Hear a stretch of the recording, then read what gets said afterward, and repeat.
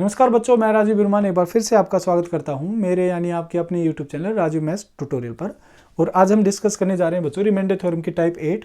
देखिए बच्चों, अभी तक जितनी भी आपने टाइप पढ़ी है 1 से लेकर 7 तक, उन सभी में आपसे रिमाइंडर पूछा जाता था कि रिमाइंडर बताओ। इसमें ऑलरेडी आपको रिमाइंडर जो है वो गिवन करेगा। हो सकता है कि आपसे रिमाइंडर भी पूछ लिया जाए, लेकिन रिमाइंडर आपको जरूर गिवन करेगा। और इस तरह की टाइप मैंने 3 भागों में बांट दी है, part A, part B, part C में। पार्ट ए में क्या करेगा, जो भाग होने वाली संख्या भाज्य जिसे कहते हैं और भाग करने वाली संख्या भाजक। तो जो भाग होने वाली संख्या है डिविडेंड, ये तो वो सेम रखेगा। जो भाग होने वाली संख्या उनको वो सेम रखता है, और जो भाग करने वाली संख्या मतलब डिवाइजर, उनको वो बदलेगा। पार्ट बी में आपको जो भाग होने वाली संख्या है उनको तो वो बदलेगा, डिफरेंट रखेगा, मतलब सेम नहीं रखेगा। और जो भाग करने वाली संख्या उनको वो सेम रखता है। और पार्ट सी में वो दोनों को बदलेगा, डिविडेंड को भी और डिवाइजर को भी। चलिए फिर हम पार्ट ए टाइप 8 का पढ़ते हैं। इसमें कैसे कैसे सवाल पूछे जाते हैं और कैसे कैसे सवाल आए। और यहाँ से एक सवाल तो आपका किसी ना किसी रूप में एग्जाम में पूछ ही लिया जाता है। बहुत इंपॉर्टेंट आपकी ये टाइप है, तो आप वीडियो को बच्चों स्टार्टिंग से एंड तक जरूर देखें, ताकि आपका कोई भी एस्पेक्ट यहाँ से रह ना जाए। चलिए फिर वीडियो को स्टार्ट करते हैं और पहले सवाल के साथ शुरू करते हैं। तो पहले हम पार्ट ए को डिस्कस करते हैं बच्चों, जिसमें आपको डिविडेंड तो डिफरेंट देगा और डिवाइजर आपको क्या देगा, सेम। ठीक है, सवाल के थ्रू हम बातों को सीखते हैं। वो कहता है n is a whole number which when divided by 4 gives remainder 3।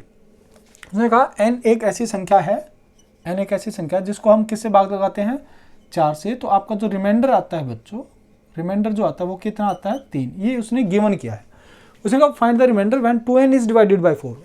अगर वो कहता है 2n को अगर मैं 4 से भाग करता हूँ तो रिमाइंडर कितना आएगा, ये सवाल है आपका। तो आप मुझे बताओ, देखो डिवाइजर बदला क्या, नहीं। क्या डिविडेंड बदला, बिल्कुल। ये n है, ये 2n है। तो आपको एक दो बातें और जाननी होगी। देखिए, अगर कभी भी बच्चों मान लो कोई एक नंबर है, मान लो कोई एक नंबर है n, ठीक है, डिविडेंड आपका मैंने मान लिया n। तो n को अगर बच्चों मान लो n को आप d से भाग लगाते हो और आपका रिमाइंडर क्या आता है, r, ये आपका शेष आता है। ध्यान से समझना बच्चों इस बात को, बहुत सवाल आते हैं ऐसे।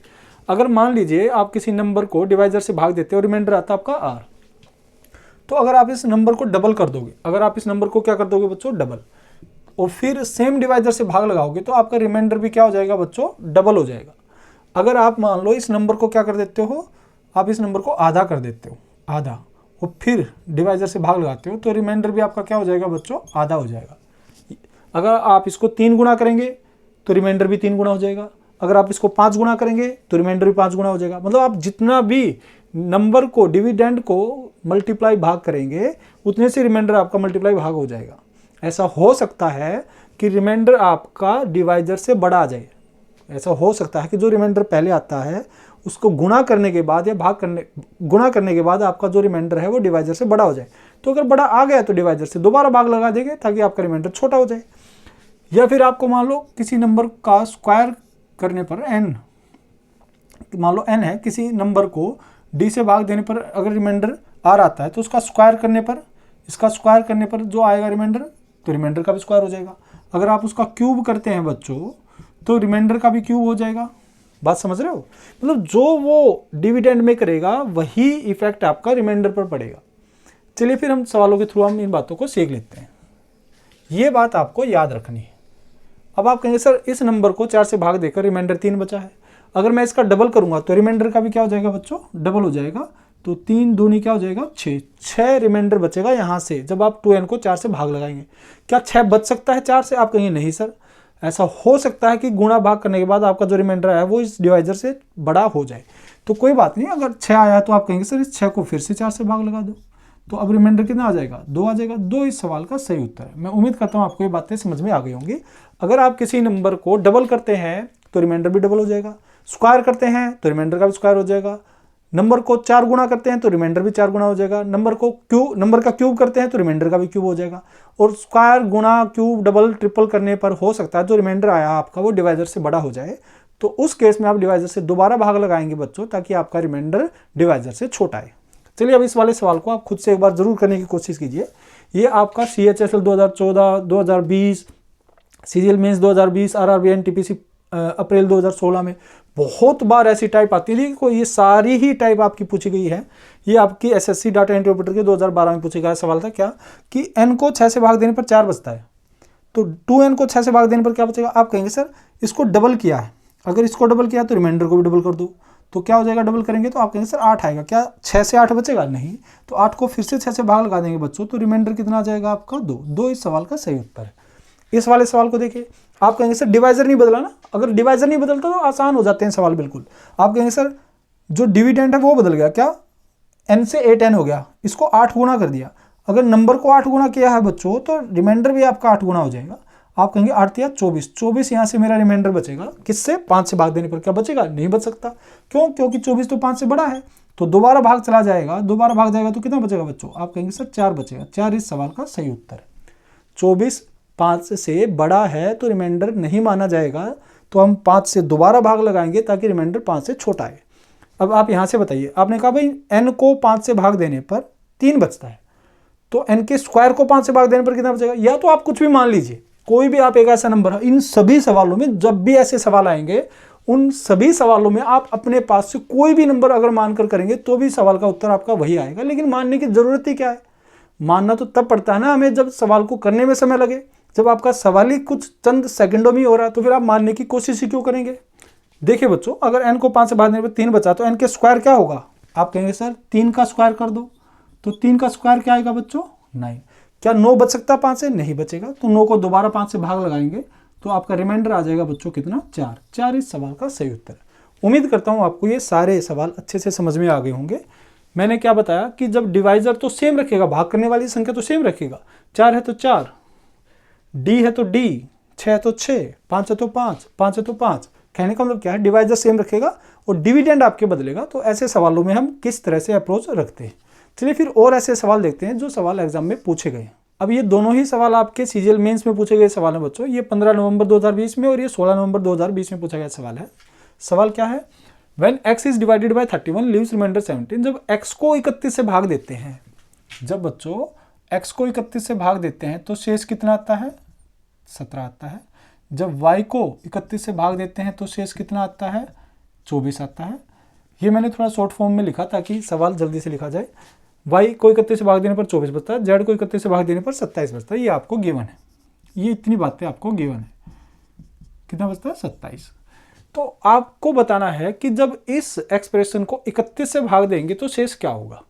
अब आप मुझे खुद बताएं, क्या आपने डिवाइजर को बदला बच्चों? क्या डिवाइजर बदला? अगर डिवाइजर नहीं बदला है तो आप डायरेक्ट कह सकते हैं सर x से 17 बचता है, तो यहां से भी x से 17 बचेगा, यहां भी x से क्या बचेगा? आप x की जगह से डायरेक्ट 17 लिख दो। या फिर आप ये भी कह सकते हैं सर यहां से 17 बचा है और ये इसका 4 गुना है, तो 17 का 4 गुना, तो बात तो वही आएगी -2। y से 24 बचता है तो 2y से कितना बचेगा? 2 × 2 24 प्लस 3। z से 27 बचता है तो 3z से कितना बचेगा? 3 गुना, मतलब 27 को 3 से गुणा कर दो। और अब ये चेक कीजिए कि ये जो आया है क्या ये 31 से बड़ा है? यही रिमाइंडर आएगा। आप कहेंगे सर 17 चौक 68, 68 माइनस ये 48 और ये 81, 81। भाई बड़ा ही आएगा 31 से। आप कहेंगे सर 68 में से 48 गए 20, 20 प्लस 81 कितना? 101। आप यहाँ से कह सकते हैं सर 101 बचेगा। तो 101 जो बचेगा बच्चों ये 31 से बड़ा है, तो 31 से भाग लगा देंगे तो रिमाइंडर आ जाएगा आपका कितना? 93 कटेगा और कितना बचेगा? 8। 8 इस सवाल का सही उत्तर है। मैं उम्मीद करता हूँ आपको ये बात अच्छे से समझ में अब आ गई होगी। अब ये सवाल आप खुद से करने की कोशिश कीजिए बच्चों। a को 13 से भाग देने पर, b को 13 से भाग देने पर, c को 13 से भाग देने पर क्रम से शेष जो आपके 9, 7, 10 है। तो आपको रिमाइंडर बताना है क्या आएगा। आपको डायरेक्ट उठाकर यहाँ पर वैल्यू पुट करनी है और कमेंट सेक्शन में मुझे इसका आंसर जरूर बताना है। देखिए बच्चों क्या करना है। a से कितना बचेगा बच्चों? 9 बचेगा, तो a से हम डायरेक्ट कह सकते हैं 9 बचेगा। b से कितना बचता है? 7, तो 2b से कितना बचेगा? 14। c से कितना बचता है बच्चों? 10, तो 5c से कितना बचेगा? 50। आप डायरेक्ट इनकी वैल्यू भी पुट कर सकते हैं रिमाइंडर की। तो आप कहेंगे सर 13 से भाग लगा दो, तो कितना आ गया? 9 + 14 23 + 50 73, 73। तो 73 को 13 से भाग लगाएंगे तो 65 कट जाएगा। कितना बचेगा बच्चों? 8। 8 इस सवाल का सही उत्तर है। उम्मीद है आपको ये बात अच्छे से समझ में आ गई होगी। चलिए अब ऐसे सवाल हम देखते हैं जब आपको, अभी तो क्या कर रहा है, डिवाइजर आपको गिवन कर रहा है, सेम डिवाइजर 31 31 31, तो डिवाइजर तो सेम रखेगा लेकिन आपको बताएगा नहीं कितना, और आपसे डिवाइजर पूछ लेगा। तो फिर ऐसे सवाल अगर एग्जाम में आते हैं तो किस तरह से उन सवालों को सोल्व करने की हमारी अप्रोच रहेगी, उन सवालों को भी देख लेते हैं। अब इस वाले सवाल को देखिए बच्चों, बहुत प्यारा सवाल है। If A number is divided by certain divisor, जब किसी संख्या को एक निश्चित भाजक से भाग लगाया जाता है, देन द रिमाइंडर इज 47, तो रिमाइंडर जो हमारा 47 आता है। And when another number is divided by the same divisor, जब किसी और दूसरे नंबर को सेम डिवाइजर से, सेम भाजक से भाग लगाया जाता है तो रिमाइंडर 36 आता है। But when the sum of both the numbers is divided by the same divisor, जब इन दोनों जो डिविडेंड नंबर भाज्य संख्या उनका जो जोड़ है अगर उसको हम सेम डिवाइजर से भाग लगाते हैं तो रिमाइंडर हमारा 19 आता है। फाइंड द डिवाइजर, तो डिवाइजर जो भाजक संख्या थी, जो भाग करने वाली संख्या, वो क्या थी।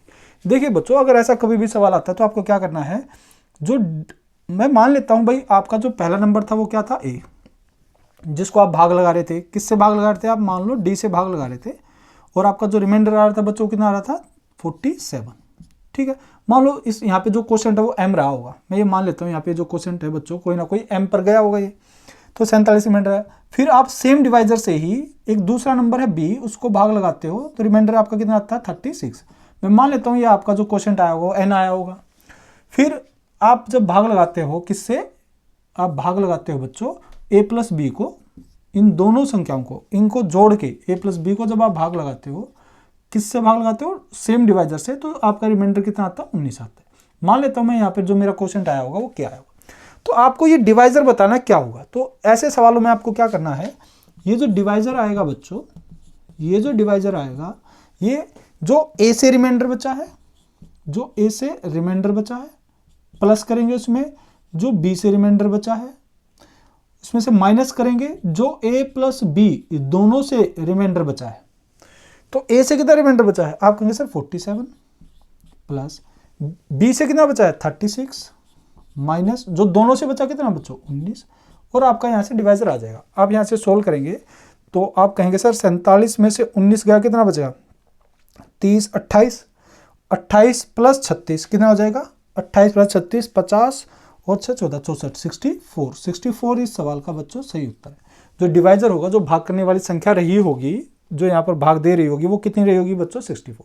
अब इस बात को मैं आपको प्रूफ के साथ समझा देता हूँ कि भाई क्यों हम ऐसा करते हैं। ये बात आपको बस आगे से याद रखनी है बच्चों, ये बात अब आप आगे से याद रखेंगे कि कभी भी ऐसा सवाल आता है कि आपको डिवाइजर नहीं बताता है, आपको अलग अलग संख्या को भाग देने के लिए बात करता है, वहाँ से जो रिमाइंडर आएंगे फिर इनको जोड़ के जब आप भाग देंगे वहाँ से जो रिमाइंडर आएगा, तो पहले दोनों इंडिविजुअल रिमाइंडर को जोड़ के और जो तीसरा जो सम से जो रिमाइंडर आता है उसको घटाने पर हमारा डिवाइजर आ जाता है। देखिए ऐसा क्यों होता है, मैं यहाँ पर ये बात समझा देता हूँ। अगर मान लो आप कहते हैं सर एक ए है जिसको भाग देने पर कितना बचता है 47, मान लेते हैं एम पर गया, फिर सेम डिवाइजर से हम बी को भाग लगाते हैं, मान लो एन पे गया और रिमाइंडर कितना आ गया 36। फिर जब हम इन दोनों के सम को भाग लगाते हैं ए प्लस बी को, और मान लेते हैं भाई ये कितने पर गया, डी से भाग गया के पर, और रिमाइंडर कितना आ गया बच्चों यहाँ से 19। यही बात है। तो आप मुझे बताओ, रिमाइंडर थ्योरम आपने सीखी है, रिमाइंडर थ्योरम क्या कहती है, अगर मैं ये इस ए को निकालना चाहता हूँ, इस ए को निकालना चाहता हूँ, तो आप कहेंगे सर इन दोनों की गुणा कराओ डी एम और प्लस में रिमाइंडर 47, ये आ जाएगा ए। अच्छा अगर मैं बी को निकालना चाहता हूँ बच्चों, बी को, इस बी को निकालना चाहता हूँ, तो आप कहेंगे सर यहाँ से जो बी आएगा वो कैसे आएगा कि डी एन प्लस 36। अच्छा अगर मैं यहाँ से ए प्लस बी को निकालना चाहता हूँ, अगर मैं ए प्लस बी को निकालना चाहता हूँ बच्चों, तो आप क्या करेंगे, आप कहेंगे सर यहाँ से आ जाएगा मेरा कितना डी के प्लस 19, इन दोनों की गुणा। अच्छा ए प्लस बी तो मेरा यहाँ से भी तो आ जाएगा, ए प्लस बी तो मैं डायरेक्ट यहाँ से कैसे, तो भाई ए है ये बी है तो इन दोनों को जोड़े, तो जब दोनों को जोड़ेंगे तो डी और ब्रैकेट में आ जाएगा एम प्लस एन, भाई डी एम और डी एन में से डी कॉमन आ जाएगा प्लस, और 47 प्लस 36 कितना हो गया बच्चों 70, और 13 83, ये हो जाएगा। अब यहाँ से जब आप इसको सोल्व करेंगे तो आप कहेंगे सर ये इधर जाएगा तो ये तो 0 रह जाएगा, आप कहेंगे सर डी, जब ये इधर जाएगा तो माइनस का डी के हो जाएगा, और माइनस डी के में से डी बाहर आ जाएगा तो अंदर बचेगा एम प्लस एन माइनस के, 19 इधर जाएगा तो इसमें से घट जाएगा, प्लस कितना आ जाएगा 64, 83 में से 19 जाएगा तो 64 बच जाएगा। अब आप ये कहेंगे सर ध्यान से देखिए भाई जीरो रिमाइंडर कब आएगा, जीरो रिमाइंडर तब आएगा जब ये कंप्लीट आपका डिवाइजर से कटेगा। तो ये मेरा मान लो भाई डी क्या है, मेरा डिवाइजर ही है भाई, ये तो डी से पूरा ही कटेगा क्योंकि ये डी का मल्टीपल है। अच्छा इसको अगर मैं भाई ये तो पूरा कट गया, यहाँ से 0 बचेगा, यहाँ से तो कितना बचेगा बच्चों 0, ये डी से पूरा कट जाएगा डी। तो इस नंबर को अगर मैं कहता हूँ ये पूरा कटता है तभी तो रिमाइंडर 0 आएगा, अगर ये पूरा नहीं कटेगा तो रिमाइंडर 0 नहीं आएगा। तो इसका मतलब कहीं ना कहीं ये भी इस डी से पूरा कटेगा तभी रिमाइंडर 0 आएगा और जोड़ के 0 बनेगा। अगर यहाँ पर 1 2 माइनस कुछ भी बचा तो रिमाइंडर 0 हो पाएगा, नहीं हो पाएगा। इसका मतलब 64 भी हमारा डिवाइजर से पूरा कटेगा, और 64 अगर डिवाइजर से पूरा करता है तो मैं ये कह सकता हूँ कि 64 भी हमारा डिवाइजर हो सकता है। तो इसका मतलब 64 इस सवाल का सही उत्तर है। उम्मीद है आपको ये सारी बातें समझ में आ गई होंगी। अब इन सवालों को आप बच्चों खुद से एक बार करने की जरूर कोशिश करें। देखिए सवाल क्या है, वो कहता है अगर n को d से भाग दे तो रिमाइंडर 7 आता है, अगर 2n को d से भाग दे तो 5 आता है, तो 3n को d से भाग देने पर रिमाइंडर क्या आएगा। भाई 3n क्या होता है, आप कहेंगे सर n + 2n ही तो होता है, 3n हो जाएगा और d से भाग देंगे तो क्या आएगा। तो आप बताओ मुझे n से कितना बचता है 7, यहाँ से 7 बचा है, 2n से कितना बचता है 5, यहाँ से 5 बचा है, तो 7 यहाँ से 5 यहाँ से, तो 7 + 5 कितना बच्चों 12 इस सवाल का सही उत्तर है। तो आप यहाँ से देखिए, भाई अब डिवाइजर तो मुझे पता नहीं ना कितना है, अब डिवाइजर पता ही नहीं तो मैं डायरेक्ट यही कहूँगा भाई 7 और 5, मेरा जो रिमाइंडर आएगा वो कितना आएगा 12 आएगा। अब यहाँ से आप कहेंगे सर ये क्वेश्चन नंबर 10 है, पहले क्वेश्चन नंबर 9 कर लेते हैं। आप कहेंगे सर a को 7 से भाग देते हैं तो रिमाइंडर 5 आता है, b को 7 से भाग देते हैं रिमाइंडर 3 आता है, तो a + b, ये तो बहुत आसान सवाल हो गया। आपको डिवाइजर भी गिवन है, रिमाइंडर भी गिवन, तो आप कहेंगे सर यहाँ से कितना बचेगा 5, यहाँ से बचेगा 3, तो 5 + 3 8, 8 को 7 से भाग देंगे तो रिमाइंडर कितना आएगा बच्चों 1 इस सवाल का उत्तर है। इस वाले सवाल को देखिए, आपको कहा गया कि एक नंबर है n जिसको d से भाग देने पर 7 देता है, इसके स्क्वायर को d से भाग देते हैं तो रिमाइंडर 1 आता है। तो आपको बताना how many values are possible for d, कि d की ऐसी कितने मान संभव होंगे। तो आप मुझे ध्यान से देखकर बताइए, अगर मैं n के स्क्वायर को d से भाग देता हूँ और रिमाइंडर पूछता हूँ आपसे क्या आएगा, 1 आएगा। लेकिन ये 1 कैसे आएगा भाई, मैं तो ये कहता हूँ भाई यहाँ पर जो रिमाइंडर है 7 है, तो इसका जब n स्क्वायर क्या गया होगा तो रिमाइंडर का भी स्क्वायर हुआ होगा। तो आप कहेंगे सर यहाँ से जो रिमाइंडर आएगा मेरा वो 7 का स्क्वायर आएगा। 7 का स्क्वायर कितना होता है बच्चों 49, तो यहाँ से तो d से भाग देने पर 49 आना चाहिए था रिमाइंडर, लेकिन आप बता रहे कि n के स्क्वायर को d से भाग देने पर 1 बचता है। तो इसका मतलब ये हुआ होगा ना कि आपने जब 49 को भाग लगाया होगा इस d से तो 48 तक कटा होगा, तभी ये 1 आएगा बच्चों रिमाइंडर। भाई 48 तक भाग होने के बाद ही तो 1 आएगा। इसका मतलब जो डिवाइजर है, इसका मतलब बच्चों जो डिवाइजर है वो ऐसा नंबर रहा है जो या तो 48 रहा है या 48 का कोई फैक्टर रहा होगा। भाई या तो 48 ही इसका डिवाइजर रहा होगा, हो सकता है भाई 48 से कम 48 ऐसे आ जाए, या फिर ऐसा हो सकता है ना कि 48 को भाग देने वाली कोई संख्या इसका डिवाइजर हो, जैसे मान लो 12 है तो 12 चौक भी तो 48 आ सकता है। तो आप कहेंगे ठीक से इसके फैक्टर निकाल लो, तो कौन कौन से हो सकते हैं। आप कहेंगे सर एक तो यही हो गया 48, एक 2 से जाएगा कितने पर 24 पर, 3 से जाएगा कितने पर 16 पर, 4 से जाएगा कितने पर 12 पर, और किसी से कटेगा 5, 6 से भी जाएगा कितने पर 8 पर। एक बात याद रखें आप, बस यही इसके फैक्टर होंगे, आप एक बात जरूर ध्यान दें, इसका जो मैक्सिमम रिमाइंडर है बच्चों वो कितना है 7। इसका मतलब जो डिवाइजर होगा, if remainder by d is 7 then it means, इसका मतलब क्या होगा बच्चों, जो d है वो 7 से तो बड़ा होगा ही होगा। अगर d मान लो 7 से छोटा 6 है तो क्या 6 से कभी रिमाइंडर 7 आ सकता है, नहीं आ सकता। 5 से आ सकता है, नहीं आ सकता। क्या 7 से 7 आ सकता है, नहीं आ सकता। इसका मतलब जो डिवाइजर रहा होगा बच्चों वो 7 से बड़ा ही होना चाहिए।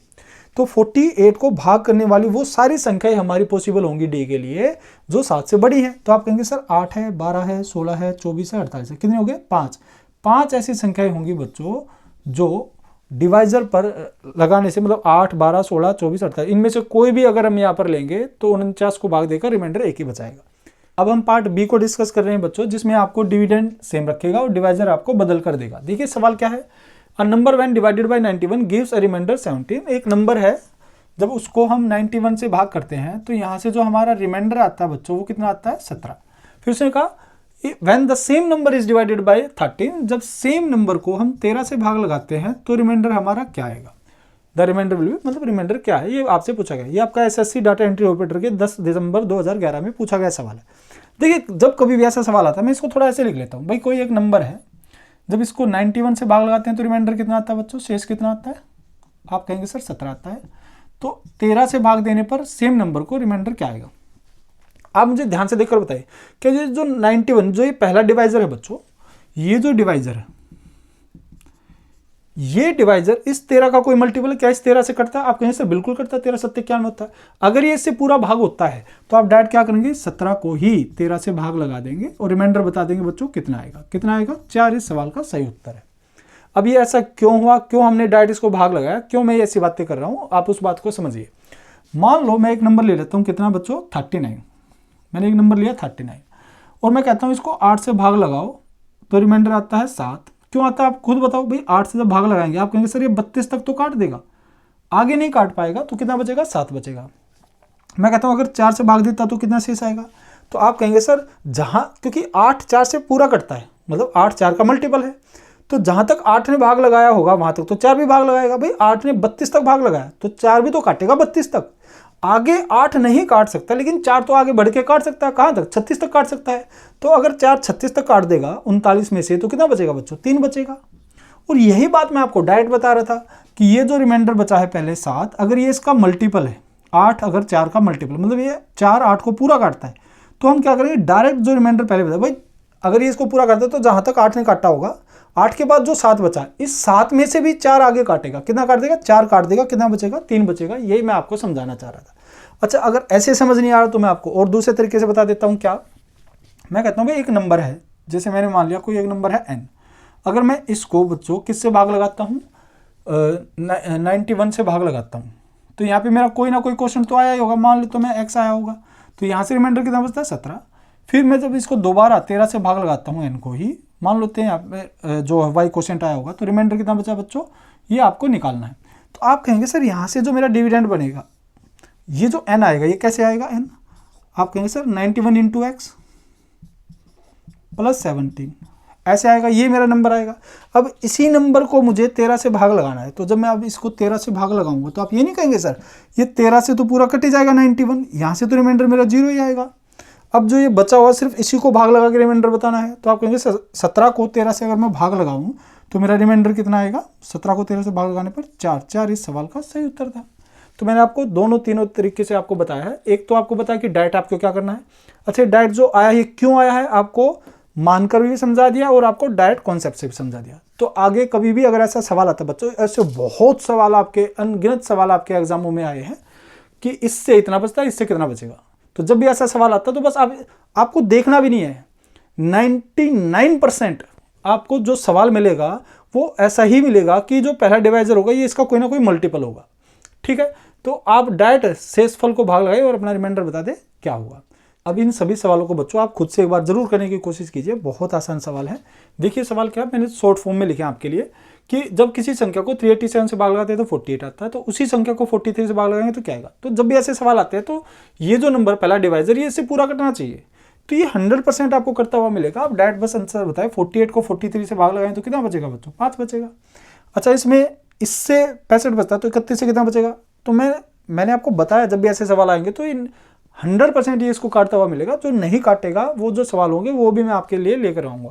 तो आप कहेंगे सर 65 को 31 से भाग दे दो तो कहाँ तक काटेगा, 65 को अगर 31 से भाग देंगे तो ये कहाँ तक, 62 तक काट देगा, तो कितना बचेगा, 3 बचेगा सवाल का उत्तर। 425 से 45 बचता है तो 17 से कितना बचेगा, आप कहेंगे सर 34 कट जाएगा तो कितना बचेगा, 11 बचेगा। 56 से 29 बचता है तो 8 से कितना बचेगा भाई, 24 कटेगा तो कितना बचेगा, 5 बचेगा। ये सारे आपके किसी न किसी एग्जाम में पूछे गए सवाल है बच्चों, और बहुत आसान सवाल है और अक्सर ये एग्जाम में आते रहते हैं, कभी ना किसी एग्जाम में आपको ये दिख ही जाएंगे।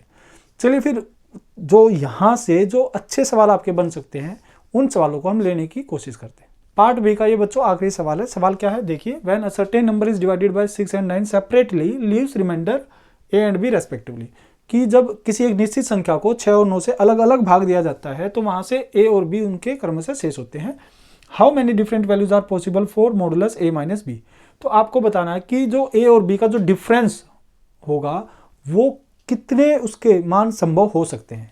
देखिए एक तो बात आपको यहाँ से ये पता होनी चाहिए बच्चों कि एक बार तो एक नंबर को आप 6 से भाग लगा रहे हैं तो आपका रिमाइंडर कितना आता है बच्चों, ए आता है। और एक बार आप n को 9 से भाग लगा रहे हैं, मान लो मैंने नंबर मान लिया n है वो, ठीक है, तो आप कहेंगे सर यहाँ से जो रिमाइंडर आता है मेरा वो b आता है। तो आप मुझे बताओ जो ये a रिमाइंडर आया है क्या ये 5 से ज़्यादा आ सकता है, आप कहेंगे नहीं सर ये जो रिमाइंडर आएंगे यहाँ से 0 से लेकर 5 तक कुछ भी हो सकते हैं। यहाँ जो रिमाइंडर आएंगे बच्चों वो 0 से लेकर 8 तक कुछ भी हो सकता है। 0 तब होगा जब ये n 9 से पूरा कर जाएगा, ये n 6 से पूरा कर जाएगा। 1 2 3 4 5 जब ये रिमाइंडर आपके कुछ ना कुछ कहीं ना कहीं तक भाग जाएंगे और कुछ बचाएंगे, तो 6 से तो बड़ा नहीं आएगा, डिवाइजर ही 6 और यहाँ पर 9 है डिवाइजर। तो मैं ये कह सकता हूँ अगर बड़ा डिवाइजर कौन सा है बच्चों, 9 है। अगर बड़ा डिवाइजर 9 है तो इसका अंदर जो मैक्सिमम रिमाइंडर आ सकता है इनके डिफरेंस का वो 8 ही आ सकता है। मैं क्या बताना चाह रहा हूँ, देखिए यहाँ से जो रिमाइंडर आया है ए, मैं मान लेता हूँ यहाँ से ये 0 है, मान लेता हूँ मैं यहाँ से 0 बचा, और b से मैक्सिमम रिमाइंडर ले लेता हूँ कितना 8, तो इनका मैक्सिमम जो डिफरेंस आ सकता है वो 8 ही आ सकता है। आप कहेंगे सर बिल्कुल। अगर मान लो मैं यहाँ पर 1 भी ले लेता हूँ, एक लेता हूँ, तो फिर डिफरेंस और कम हो जाएगा, है ना। डिफरेंस हमेशा पॉजिटिव होता है, इसलिए यहाँ पर उसने मॉडुलस लगाया, मोड लगाया। तो आप कहेंगे ठीक है सर। तो यहाँ से आप एक बार ध्यान दीजिए भाई, ये जो नंबर है जब आपने इसको ऐसे भाग लगाया होगा 6 से, यहाँ से रिमाइंडर कितना बचा बच्चों a, तो मैं मान लेता हूँ यहाँ पर कितने पर गया होगा, ये मान लेता हूँ मैं x पर गया, और यहाँ पर जब 9 से भाग लगाया इस n को तो रिमाइंडर आ गया b, तो ये मान लेता हूँ मैं y पे गया। तो आप मुझे बताओ यहाँ से जो नंबर n आएगा ये कैसे आएगा। आप कहेंगे सर इन दोनों की गुणा 6x प्लस में रिमाइंडर। यहाँ से जो n आएगा वो कैसे आएगा, आप कहेंगे सर 9y, इन दोनों की गुणा और प्लस में रिमाइंडर b। तो ये जो नंबर आएगा n, यहाँ से जो नंबर n आएगा, ये तो दोनों सेम ही है, ये तो बराबर ही है, सेम रिमाइंडर कोई भाग लगाया गया, सॉरी सेम नंबर कोई भाग लगाया गया। तो आप यहाँ से क्या निकालना चाहते हैं, a माइनस बी, तो इस b को इधर ले आओ, a माइनस बी, इसको इधर ले जाओ। आप कहेंगे सर 9y माइनस 6x। क्या मैं इस वाली बात को ऐसे भी लिख सकता हूँ भाई, 3 कॉमन ले लो, 3y माइनस 2x, ऐसे ले सकते हैं बच्चों, a माइनस बी। अब अगर मुझे चाहिए भाई ये इनका डिफरेंस है, तो डिफरेंस जो होता है वो हमेशा पॉजिटिव होता है, बड़े में से छोटा निकालना। इसलिए अगर हमें ये नहीं पता a और b में कौन बड़ा है कौन छोटा है, तो हम ऐसे इस तरह से मोड़ लगा देते हैं, ये डिफरेंस को ही बताएगा। तो आप कहेंगे ठीक है सर। तो ये जो है ना बच्चों, ये आपका कैन नॉट बी, ये जो आपका can not be exceed by 8, ये 8 से ज्यादा नहीं हो सकता। क्यों नहीं हो सकता, मैंने अभी आपको बताया है क्या, कि भाई अगर मैं a को 0 और b को 8 भी ले लेता हूं तो इनका मैक्सिमम जो डिफरेंस आ सकता है वो 8 ही आ सकता है, 8 से ज्यादा आ ही नहीं सकता। तो अगर 8 नहीं आ सकता तो आप मुझे बताओ ये जो वैल्यू है 3, मैं यहां पर कर देता हूं ना, 3y माइनस 2x, इस वाली वैल्यू को अगर मान लो मैं 0 लेता हूं, तो ये 0 लेता हूं तो ये कंप्लीट 0 हो जाएगा। तो यहां से जो मेरा a माइनस बी मोड आएगा, वो 0 ही आएगा। तो ये आ सकता है, बिल्कुल आ सकता है, 8 से ज्यादा नहीं आना चाहिए। फिर आप कहेंगे सर अगर मैं इसको 1 मान लूं, भाई क्या पता हम y और x ऐसी संख्याएं रखें जहां से ये 1 बन जाए, ठीक है। तो अगर मान लो मैं इसको 1 मान लेता हूं, 1 ले लेता हूं बच्चों, तो उस केस में क्या हो जाएगा, 3 × 1 3 हो जाएगा, तो ये 3 हो जाएगा। तो ये भी हो सकता है। अगर मान लो मैं इसको 2 मान लूं, 2 ले लेता हूं, तो आप कहेंगे सर 3 × 2 ये 6 हो जाएगा, ये भी हो सकता है। अगर मान लो मैं इसको 3 मान लूं, तो 3 × 3 ये 9 नहीं आ जाएगा। तो इसका मतलब हम आगे 2 से अधिक 3y माइनस 2x की वैल्यू नहीं मान सकते, जिससे जो a माइनस बी है वो 8 से ज़्यादा आ जाए। तो मैं ये कह सकता हूँ जो इसकी वैल्यू पॉसिबल होंगी बच्चों कितनी है, 1, 2 और 3। 3 इस सवाल का सही आंसर है। 3 values are possible for this modulus a minus B के डिफरेंस के लिए। ये आपका यूपीएसआई दिसंबर 2017 में पूछा गया एग्जाम में सवाल है। चलिए अब हम पार्ट सी को देखते हैं बच्चों, कि जब ऐसा होगा कि डिविडेंड भी सेम नहीं होगा और डिवाइजर भी सेम नहीं होगा, तो उन सवालों को हम कैसे डील करेंगे। ये इस सेशन का आखिरी सवाल है बच्चों, और ये एकमात्र सवाल है जो आपका पार्ट सी पर है, जिसमें डिविडेंड भी अलग अलग देगा और डिवाइजर भी आपको अलग अलग देगा। बस आपको ये समझना कि कल को अगर आपके एग्जाम में ऐसा सवाल आ जाए तो आप उस सवाल को कर पाएंगे, कि भाई आपको डिविडेंड भी अलग दे रहा है, डिवाइजर भी अलग दे रहा है, तो फिर इस सवाल को करने की अप्रोच क्या रहती है। देखिए आप कहेंगे सर अगर ऐसा होगा, जैसे भाई p को मैं भाग लगा रहा हूँ किससे, 111 से, मान लेता हूँ मैं, आप किस पे जाएगा, x पे जाएगा, कितना बच गया 7। इसी तरह से आप यहाँ से जब इस p को निकालेंगे तो आप कहेंगे सर इसकी गुणा कर दो 111x और प्लस 7 कर दो रिमाइंडर, ये p की वैल्यू आ जाएगी। अच्छा p की वैल्यू अगर मैं यहाँ पर पुट कर देता हूँ तो आप कहेंगे सर 12, p की वैल्यू कितनी है 111x प्लस 7। अब इसको मुझे 74 से भाग लगाना है, और आगे सोल्व करें तो आप कहेंगे सर 12 को गुणा करेंगे 111x प्लस 12 7 84 और 74 से भाग लगाएंगे तो रिमाइंडर हमें बताना क्या आएगा। अब आप मुझे बताओ ये 111, तो आप मुझे बताओ भाई 74 क्या होता है। आप कहेंगे सर 74 होता है 37 × 2, तो 37 तो इसका यहाँ से कट जाएगा और 2 यहाँ से कट जाएगा, तो इसको ये पूरा कट जाएगा, 74 इसको पूरा भाग देगा, तो रिमाइंडर कितना आ जाएगा बच्चों 0। मैंने क्या कहा, 74 क्या होता है 37 दूनी होता है, 37 2 जा 37 दूनी होता है, तो 37 तो इसमें कट जाएगा और 2 इसमें कट जाएगा, तो ये कंप्लीट कट जाएगा पूरा, तो रिमाइंडर क्या आएगा 0। तो यहाँ इस टर्म से तो 0 आ गया, 74 से अगर हम 84 को भाग देंगे तो कितना बचेगा बच्चों 10, तो 0 + 10 कितना रिमाइंडर आ गया 10। 10 इस सवाल का सही उत्तर है। मैं उम्मीद करता हूँ आपको ये सवाल अच्छे से समझ में आ गया होगा। बस ये इसलिए कराया ताकि कल को अगर ऐसा सवाल आ जाए जिसमें डिवाइजर डिफरेंट हो, डिविडेंड भी आपके डिफरेंट हो, तो उस सवाल को करने की आपकी अप्रोच क्या रहेगी। चलिए फिर आज के सेशन में बच्चों इतना ही। आज हमने टाइप 8 में क्या किया, जब रिमाइंडर आपको गिवन करता है तो उन सवालों को हमने 3 भागों में बांट दिया। जब आपको डिवाइजर सेम देगा, डिविडेंड अलग अलग देगा। जब डिविडेंड सेम देगा, डिवाइजर अलग अलग देगा। या फिर ऐसा हो सकता है डिवाइजर भी अलग अलग दे और डिविडेंड भी आपको अलग अलग दे। तो उन सभी सवालों को हमने आपके साथ डिस्कस किया। चलिए फिर आज के लिए इतना ही बच्चों। आप सदैव ऐसे ही हंसते मुस्कुराते रहें, आपके चेहरे पर मुस्कान बनी रहे। आप अभी तक सेशन पर बने रहे उसके लिए आपका बहुत बहुत धन्यवाद, शुक्रिया, नमस्कार।